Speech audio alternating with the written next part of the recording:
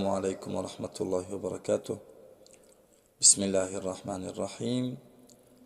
الله متعال رسول الله صلى الله عليه وسلم را امر به دعوت کرد. رسول خدا اولین شخصی که دعوت کرد همسرش بود. خدیجه رضی الله عنها در حال دعوت رسول خدا را قبول کرد و مسلمان شد و اولین زنی شد که در بین زنها مسلمان شده است. رسول خدا زید ابن حارثه را دعوت به اسلام کرد. زید هم مسلمان شد. زید رضی الله عنه را پسر محمد هم می نامیدند پیش از اسلام. زید ابن حارثه غلام بود در دست رسول الله صلی الله علیه و سلم. قصه عجیبی دارد. یک قبیله با قبیله زید جنگ کردند و بر قبیله زید پیروز شدند.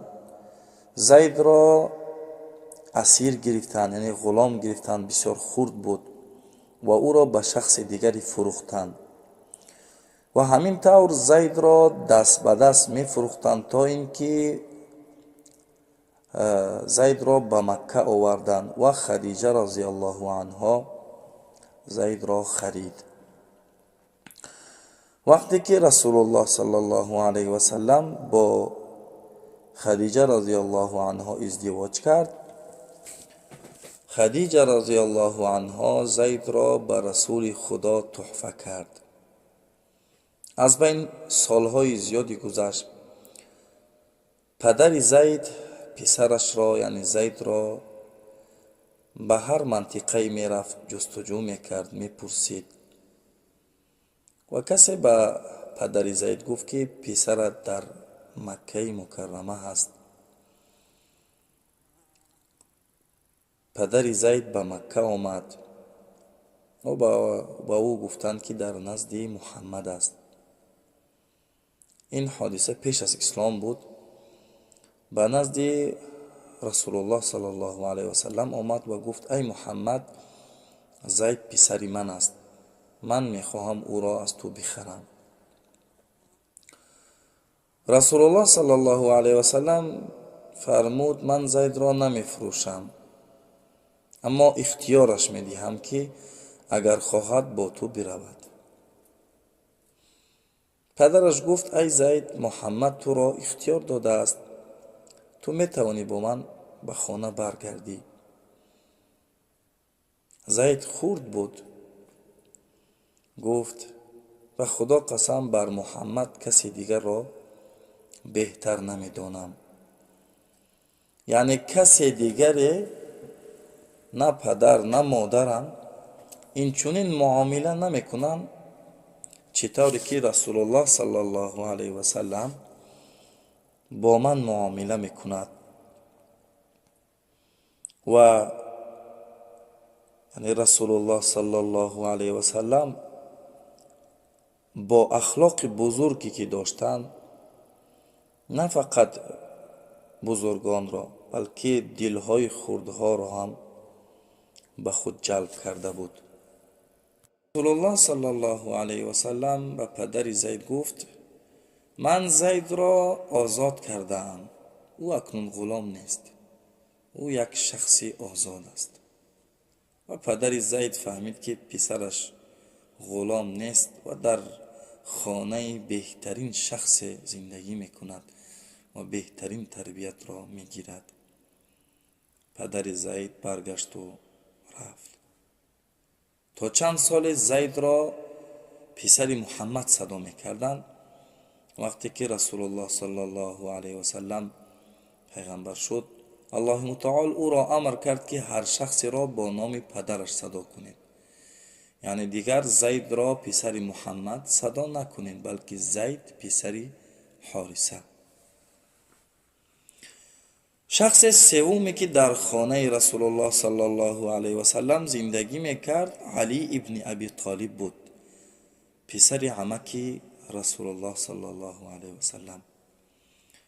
پیش از اسلام عمکی رسول الله ابو طالب بسیار فقیر شده بود تا حدی که پسران خود را، اهل و عیال خود را با خوراک تأمین کردن نمیتوانست. رسول الله صلی الله علیه و سلم با خدیجه رضی الله عنها ازدواج کرده بود و تاجر بود. به نزد عمکش عباس رفت و فرمود دیدید چی حال شده است به عمکم، یعنی دیدید که ابو طالب عمکم فقیر است و فرزندان خود را تأمین کردن نمیتواند. گفت آیا نمی شود که ما جمع شویم و فرزندان عمک خود را برای تربیت به خانه خود ببریم؟ عباس رضی الله عنه راضی شد و خویش و تبار رسول الله جمع شدند در خانه ابو طالب و مصلحت کردند. گفتند که ما فرزندان تو را به خانه خود میبریم برای تربیت و هر کسی ما یک تا یا دو تا از پسران تو میگیرد و یعنی با ما زندگی میکنند، ما تربیت میکنیم، ما بزرگ میکنیم. ابو طالب راضی شد. گفت فقط پسر بزرگم را، یعنی عقیل را با من گذارید، دیگران را میتوانید با خود به خانه‌تان ببرید. رسول الله صلی الله علیه و سلم علی رضی الله عنه را به خانه خود برد و علی رضی الله عنه در خانه بهترین خلق الله زندگی میکرد، در خانه حبیب الله زندگی میکرد و بهترین تربیت را میگرفت. علی رضی الله عنه پیش از اسلام هرگز به بت سجده نکرد. برای همین ما میگوییم علی کرم الله وجهه، به معنای که الله رویش را از عبادت بت‌ها حفظ کرد. رسول الله صلی الله علیه و سلم وقتی به علی رضی الله عنه درباره اسلام سخن کرد، علی رضی الله عنه در حال مسلمان شد. همچنان رسول الله صلی الله علیه و سلم دخترهای خود را درباره اسلام سخن کرد، آنها هم در حال مسلمان شدند. دختران رسول الله صلی الله علیه و سلم رقیه، ام کلثوم، زینب، فاطمه رضی الله عنهن اجمعین. یکمین شخصی که رسول الله صلی الله علیه و سلم از مردم بیرون خانه‌اش دعوت کرد ابوبکر صدیق بود. رسول الله فرمودند وقتی کسی را به اسلام دعوت میکردم فکر میکرد یا اینکه سوالها میپرسید مگر ابوبکر. وقتی ابوبکر صدیق را دعوت کردم گفتم من پیامبر هستم، ابوبکر گفت شاهدی میدهم که تو پیامبر هستی، یعنی در حال مسلمان شد.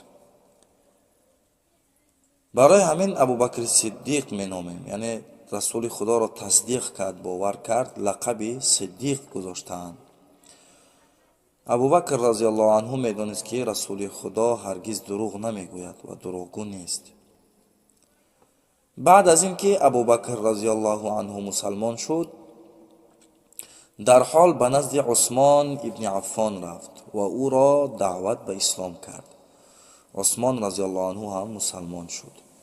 باز به نزد زبیر ابن العوام رفت. زبیر ابن العوام جوانی 16 ساله بود، جوانی زیرک بود. وقتی که از ابوبکر صدیق در مورد اسلام شنید او هم مسلمان شد.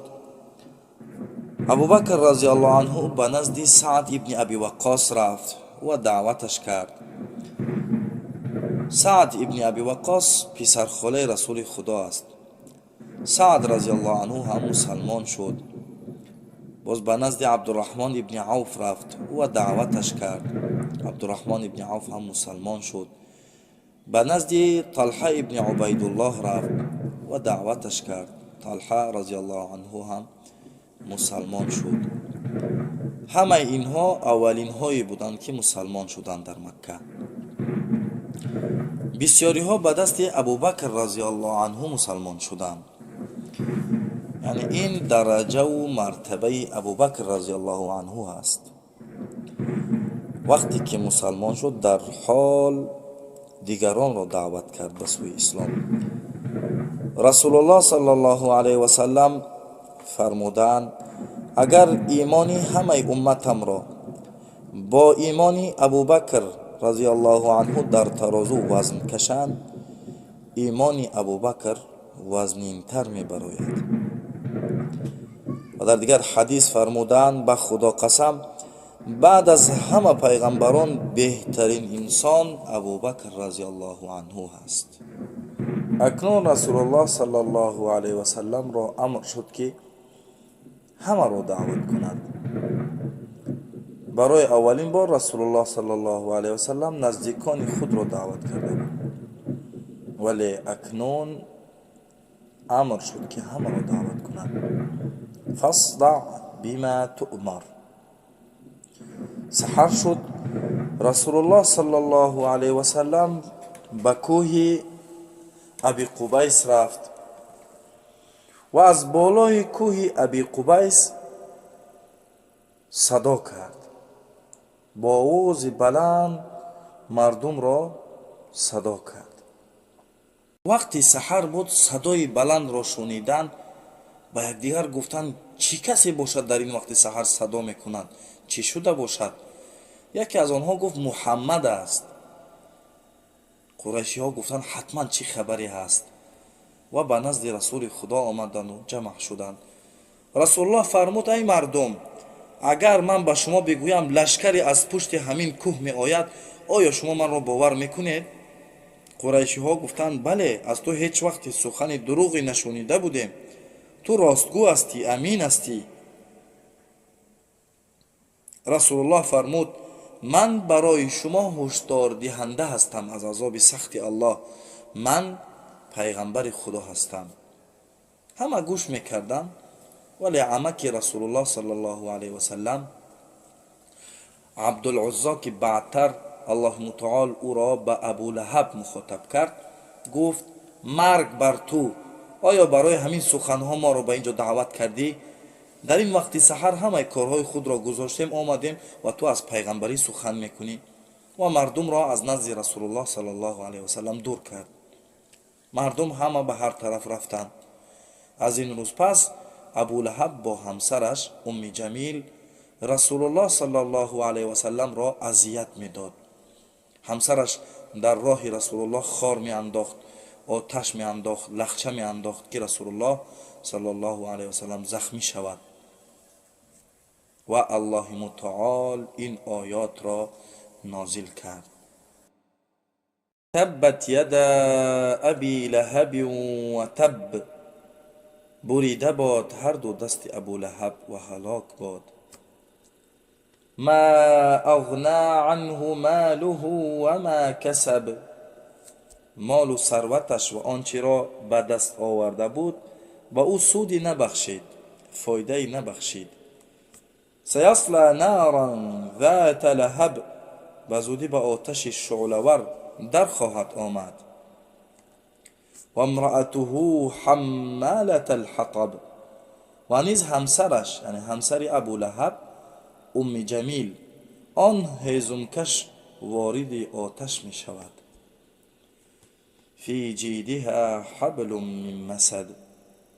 дар гарданаш банди аз оташ печида мешавад. ин буд қиссаи расулуллоҳ саллаллоҳу алайҳи васаллам. дар навори баъди давоми қиссаро якҷоя иншоаллоҳ таоло мешунавем. касоне ки қиссаро то охир гӯш мекунед, ба наздикони худ равон кунед.